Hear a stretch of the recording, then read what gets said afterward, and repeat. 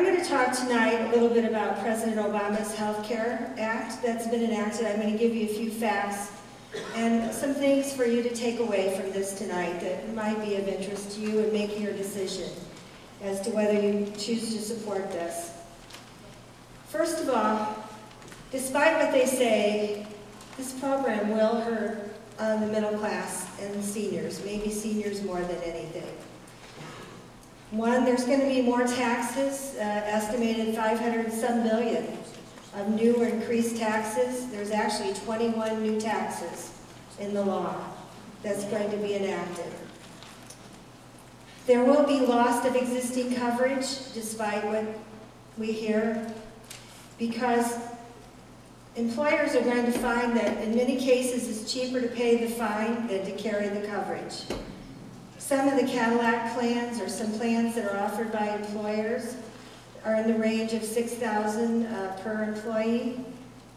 Employer got a bottom line, they could pay the $2,000 fine and go with the government, let the government pick it up.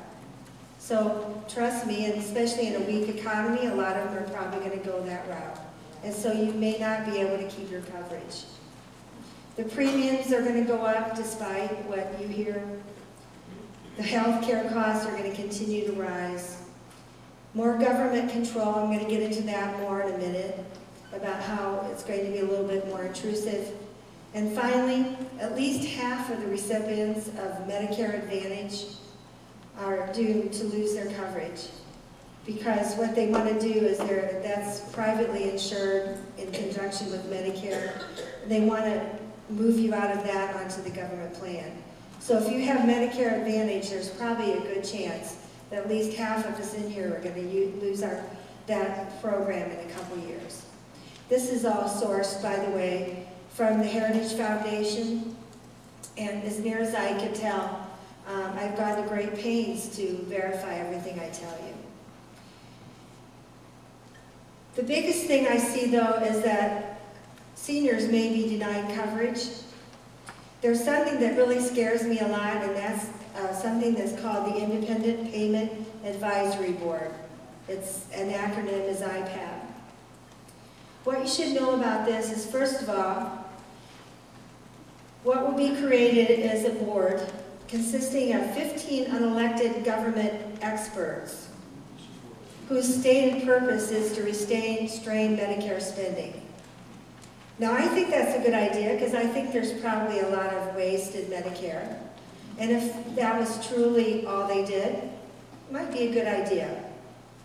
However, what they say is if the projected spending and certain things goes over budget, it requires that this board reduce the spending. So if people, if there's overruns, they have to set a limit on it. Well, what this does, then, it's going to lead to rationing, frankly, because if they have to cut it off, they've just got to cut it off. And it could jeopardize our access. Leading some to criticize this is the death penalty. You probably heard Sarah Palin talk about this, perhaps. But I'd rather have you hear our president talk about this. So, assuming the video works again and the technology, let's hear what our president has to say about this. She's 105 now, over 105, but at 100, the doctor had said to her, I can't do anything more unless you have a pacemaker. I said go for it, she said go for it, but the arrhythmia specialist said, no, it's too old. Her doctor said, I'm going to make an appointment because a picture is worth 1,000 words. And when the other arrhythmia specialist saw her joy of life and so on, he said, I'm going for it. So that was over 5 years ago. My question to you is, outside the medical criteria for prolonging life for somebody who is elderly, is there any consideration that can be given for a certain spirit, a certain joy of living, quality of life, or is it just a medical cutoff at a certain age? Well, first of all, I want to meet your mom. And I want to find out what she's eating.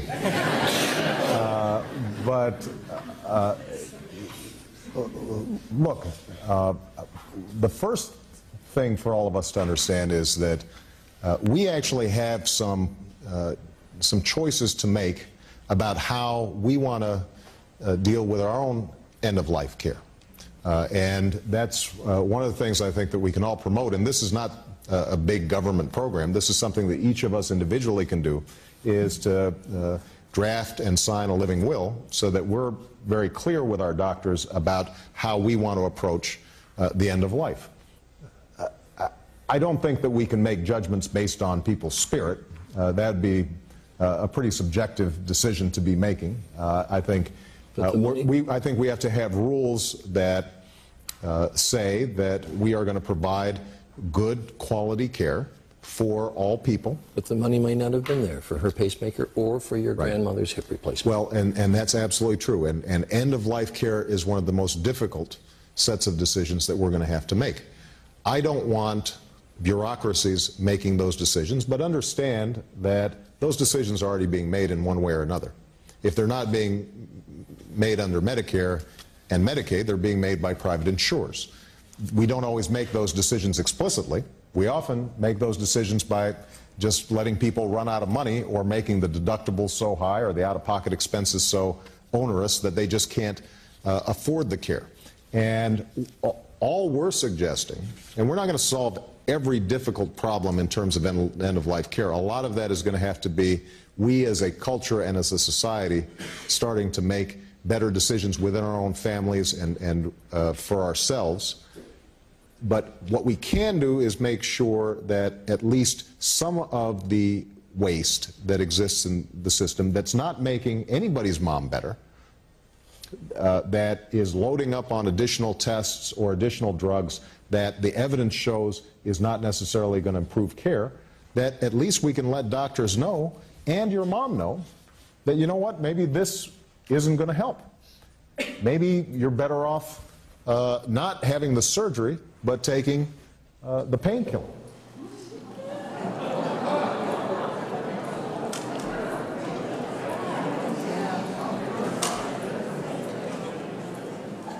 Yes.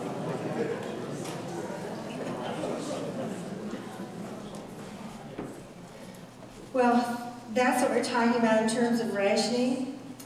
But the really dangerous part is that these are not mere proposals. This is what is required, that they have to bring it in under budget. To override this panel, this independent payment panel, it takes 3/5 majority in the Senate, simple majority in the House, and the President's signature. I think you can probably get an amendment to the Constitution passed easier than to override this. So that makes it more than an advisory board. It really becomes a super legislature that has more power than Congress. That I find to be a very scary thing. I'm not willing to give my health care and my freedom up to this unelected board appointed by Congress. It has the power to tax, spend money, whatever it wants to do to raise these funds and make this happen. There is a short window, which it could be overruled, but after 2017, it'll be there, and the super legislature will have been created. So Obamacare, as Chris Ann said, it's kind of a Trojan horse. It's about our liberty and our personal freedom. We are giving a lot of our freedom up within this, and it will lead to reduced access and rationing. So thank you very much.